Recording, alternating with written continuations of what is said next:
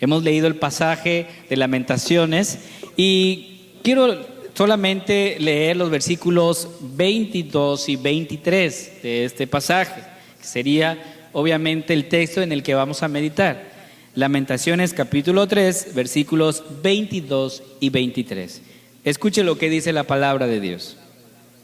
Por la misericordia de Jehová no hemos sido consumidos, porque nunca decayeron sus misericordias. Nuevas son cada mañana. Grande es tu fidelidad. Te voy a invitar a orar. Padre, te doy gracias en esta hora. Te damos gracias, Señor, porque has dirigido nuestros pies a este lugar para escuchar tu palabra. Sé que tu palabra es poder para hablarnos el día de hoy, confrontar nuestro corazón, pero a la vez, Señor, darnos esperanza en nuestro Salvador. En el nombre de Jesús oramos. Amén. El domingo anterior estuvimos hablando de la soberanía de Dios en el ejercicio de su poder. En este mes de la Reforma estamos hablando acerca de la soberanía de Dios. Y hoy vamos a hablar de este mismo Dios, pero en el ejercicio de su misericordia. Sin duda alguna, amados hermanos, sin duda alguna, podemos ver en toda la Escritura, en toda la palabra de Dios, la palabra misericordia, sea de forma directa o de forma indirecta. Todos los actos de Dios nos llevan a la misericordia, y todos los actos de Dios lleva consigo mismo impregnado la misericordia. Entonces, cuando nosotros hablamos de un Dios soberano, teníamos que entonces mencionar que estamos en las manos de un Dios misericordioso. Ese es el tema del día de hoy. En las manos de un Dios misericordioso. Dios es soberano, hermanos. Él ejerce su misericordia, ¿sí? Él ejerce su misericordia en nuestras vidas. Él es soberano. Y así debe ser, pues la misericordia está regida por la voluntad de aquel que es misericordioso. Dios es misericordioso. Pero veamos el contexto. Ya ustedes tienen idea del texto que leímos, pero desde el capítulo 1 vemos a Israel, vemos al profeta llorando por la situación en la que ellos están viviendo. Y el texto nos habla desde el capítulo 1 de una ciudad que antes era populosa, está ahora despoblada. Así comienza el capítulo 1, versículo 1. ¿Cómo estaba esta ciudad? Estaba llena, dice, no solo de gente del propio pueblo judío, sino también de otros países que habían buscado refugio en Jerusalén. Y ahora el pueblo se despierta en un exilio, en una situación difícil. Los principales lugares de la ciudad no son ahora como solían ser, lugares de concurrencia. Por eso el profeta dice: ¿cómo ha quedado viuda la ciudad? Su rey ha tenido que marchar al destierro, a esclavitud. Una ciudad que antes era señora, pues ejercía dominio como capital de las provincias, o sea, de las tribus de Israel, está ahora en sujeción, hecha tributaria, dice el texto. Los vocablos hebreos para señora y tributaria respectivamente, lo leemos así, Sarati y Lamás, designan literalmente a una princesa que es llevada a trabajos forzosos. Y esa es la situación. O sea, el contraste entre princesa y trabajadora forzada muestra realmente la situación de Israel y la magnitud del problema. Una ciudad que estaba llena de gozo y alegría está ahora llena de pesadumbre. Allá dice, subían las tribus a regocijarse delante de Jehová. Era el gozo de toda la tierra, pero ahora amargamente en la noche está llorando dice el texto. Llora en silencio y en soledad en las noches. Cuando otros descansan, ella tiene su pensamiento fijo en las aflicciones. Nuestra vida, amados hermanos, se compara como Jerusalén. Tal vez tú puedas verme el día de hoy, o puedas ver a tu hermano o tu hermana al lado, y tal vez lo puedas ver con una sonrisa, un rostro alegre, pero ignoras el dolor, el llanto, y cuántas veces esa persona está llorando en silencio. Y así estaba la ciudad, dice el profeta. El comentarista Matthew Henry dice: aunque las cosas están mal, a la misericordia de Dios se debe el que no estén todavía peor. ¿Sí? Y creo que es muy importante hablar de la misericordia de Dios. ¿Por qué, hermanos? Porque somos afligidos, y es lo que dice el texto, somos afligidos por la vara del enojo de Dios. Dice el profeta: yo soy el hombre que ha visto aflicción bajo el látigo de su enojo. Pero ¿sabe cuál es lo que me da alegría y gozo? El enojo de Dios tiene límite, mientras que su amor misericordioso no lo tiene. Y esa es la gran diferencia, amados hermanos. Por eso el versículo 22 dice: por la misericordia de Jehová no hemos sido consumidos, porque nunca decayeron sus misericordias. Escuche bien lo que dice: por la misericordia del Señor no hemos sido consumidos. ¿Por qué? Porque su misericordia no ha faltado en nuestras vidas. Literalmente, el texto hebreo dice de la siguiente manera: las misericordias o los favores del amor de Jehová ciertamente no se han agotado, porque sus compasiones no decaen. Dios tiene misericordia de nosotros. Y lo que aquí da a entender el hebreo es que los favores del amor incondicional de Dios, de ese Dios misericordioso, son inagotables, de verdad, no se agotan. Y precisamente porque las ternuras de su compasión no van a menguar. Y saben, amados hermanos, el amor de Dios no es un amor en frío, no es un amor platónico como para no conmoverse, sino un amor cálido, salido de unas entrañas llenas de compasión. Ese es el amor de Dios. Por lo tanto, podemos decir con toda seguridad: por la misericordia del Señor no hemos sido consumidos. El pueblo de Dios, como lo dice un comentarista, el pueblo de Dios es como la zarza de Moisés: arde, pero no se consume.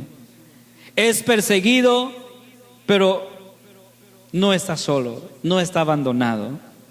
Y por consiguiente, aunque esté derribado, no está destruido. Y escuche lo que dice el apóstol Pablo allí en Corintios capítulo 4, versículo 9. Perseguidos, mas no desamparados.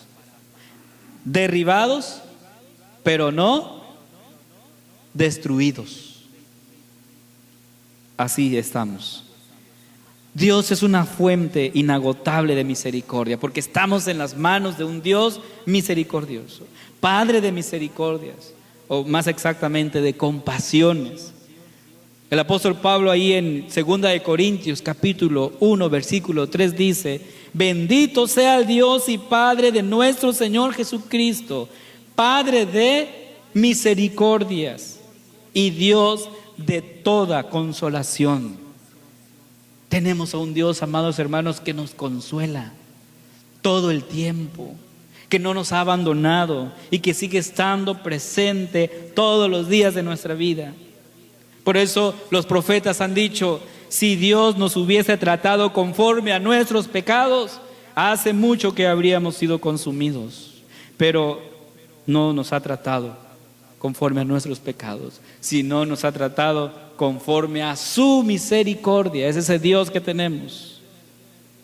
¿Cuántas veces Israel se había quejado de Dios? Y había dicho: Dios se ha mostrado sin piedad con nosotros. Dios no ha tenido misericordia de nosotros. Y se estaba queje y queje delante de Dios. Pero reconocen ahí en el capítulo 2, versículo 17, dice: Jehová ha hecho lo que tenía determinado. Ha cumplido su palabra, la cual le había mandado desde tiempo antiguo. Destruyó y no perdonó. Es lo que está diciendo el pueblo. Y ha hecho que el enemigo se alegre sobre ti. Y enalteció el poder de sus adversarios. Niños y viejos yacían por tierras en las calles. Mis vírgenes y mis jóvenes cayeron a espada. Mataste en el día de tu furor. Degollaste, no perdonaste. Así está el pueblo. Pero ahora, ¿qué dice? Se retracta y reconoce que las compasiones de Dios no han decaído, no han menguado. No, ni siquiera cuando en su furor parece haber cerrado con llave sus compasiones, estos ríos de misericordia fluyen de lleno y constantemente, pero nunca se van a secar, porque así es la misericordia de Dios. La misericordia de Dios, hermanos, hace que Dios no nos abandone, porque Él no nos juzga conforme a nuestras iniquidades. Él no nos abandona. El profeta Oseas lo dijo así ahí en el capítulo 11, versículo 8. Dice el Señor así: ¿cómo podré abandonarte, oh Efraín? Escucha lo que dice. ¿Cómo podré abandonarte, oh Efraín? ¿Te entregaré yo, Israel? ¿Cómo podré yo hacerte como Adma o ponerte como a Zeboim? Mi corazón se conmueve dentro de mí, se inflama toda mi compasión. Es lo que dice el profeta Oseas. Y yo te pregunto, ¿crees tú que Dios te ha abandonado? ¿Crees tú que Dios ya se olvidó de ti? ¿Verdad que no?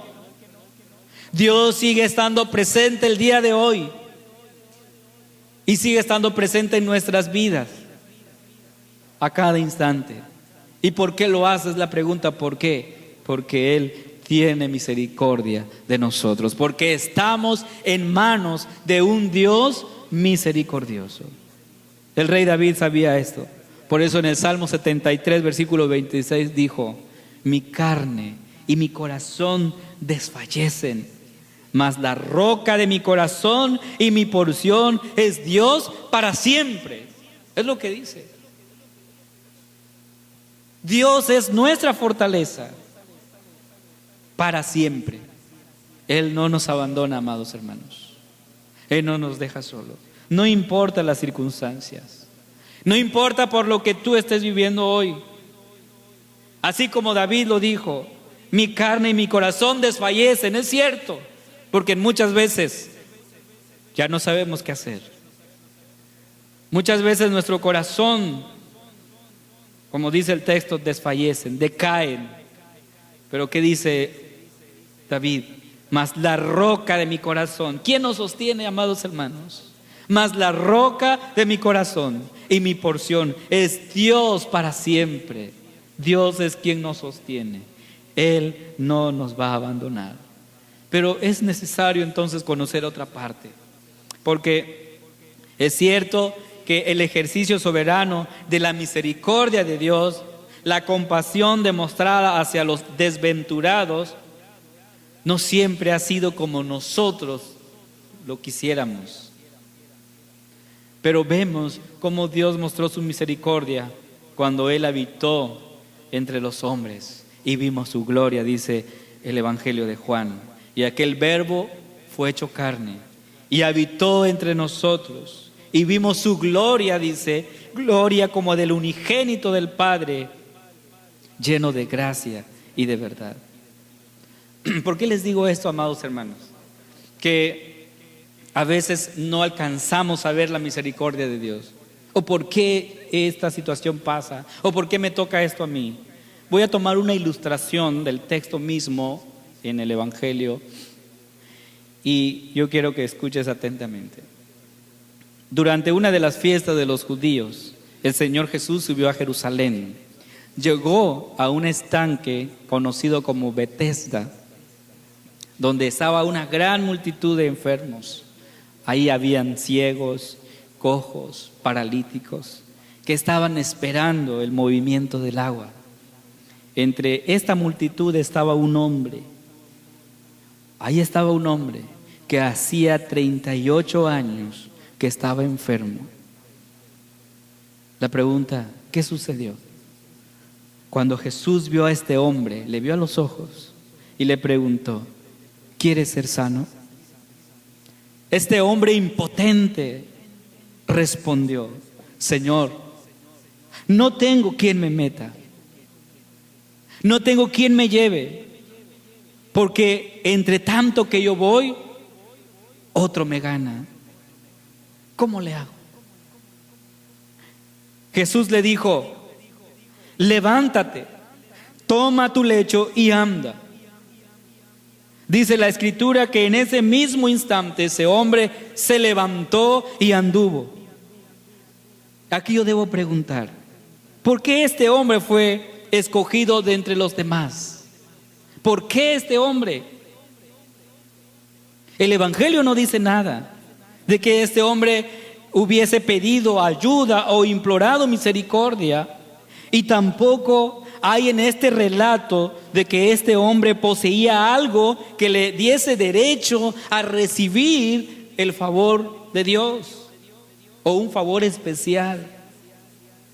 Por lo tanto, hermanos, estamos frente a un caso especial al cual le llamamos el ejercicio soberano de la misericordia divina de nuestro Dios.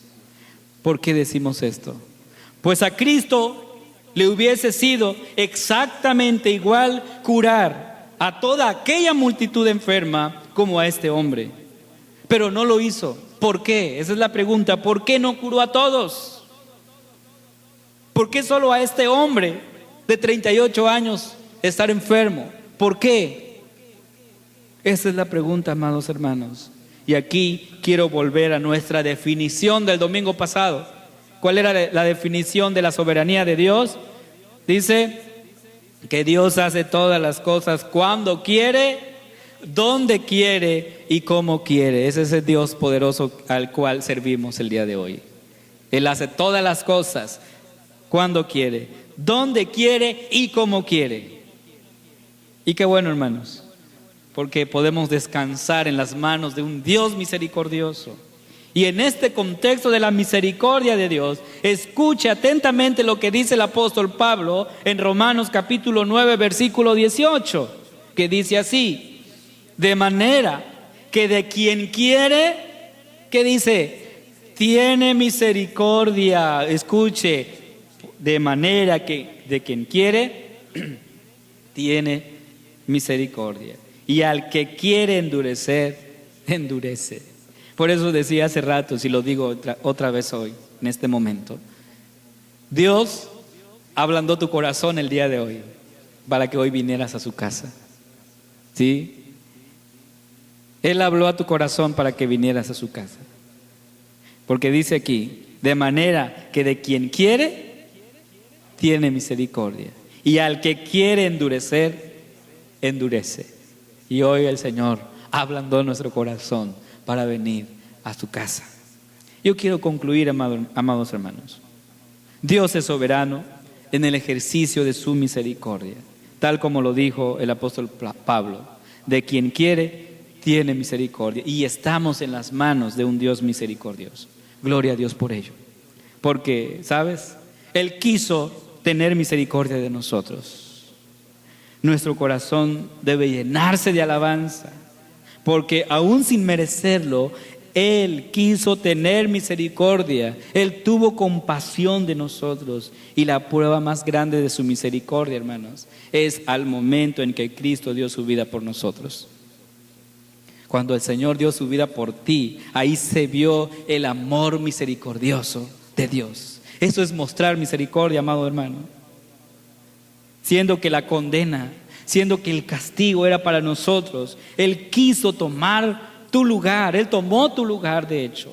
Por eso allí el apóstol Pablo, hablando en 1 de Pedro 2:24, dijo: Él mismo en su cuerpo llevó al madero nuestros pecados, para que muramos al pecado y vivamos para la justicia. Por sus heridas ustedes han sido sanados. ¿Cuántas heridas se abren? ¿Cuántas veces hemos sido heridos? ¿Y quién nos va a curar? Dice aquí, Cristo. Por sus heridas ustedes, tú has sido sanado. ¿Lo crees? ¿Crees que esto es cierto? ¿Que Dios puede curar esas heridas? ¿Y que Dios puede sanar esas heridas? ¿Lo crees? Yo lo creo. Yo sé que Dios puede curar. Lo ha hecho en el pasado y lo puede hacer el día de hoy. Por eso, amado hermano, gloria a Dios por ello. Y sea el nombre de nuestro Dios bendito hoy y siempre. Porque podemos decir que estamos en las manos de un Dios misericordioso. Estamos en las manos de un Dios compasivo que no nos ha abandonado.